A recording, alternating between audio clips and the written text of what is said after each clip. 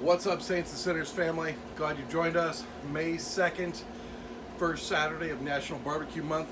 We're crushing it here on the RecTec. We've got a few things on here. Actually, we filled it all up. We've got pork belly over here on the left that we are getting ready to make into bacon. We've cured it for an entire week. Then we got 3 racks of ribs. The one right here in the middle, we put some Sweet Heat on this. This is a great barbecue rub. It's got a little kicked up cayenne and some chipotle peppers. It's amazing. Gives it great flavor. And then our traditional barbecue rub we've got right here is butt dust. You want to sprinkle this butt dust on everything. You want to put it on pork. You want to put it on shoulders. You want to put it on ribs. We put it on our pork chops last night, and they were amazing. Listen, butt dust, Sweet Heat, 2 different barbecue rubs you can get right here. SNS-barbecue.com. Check us out.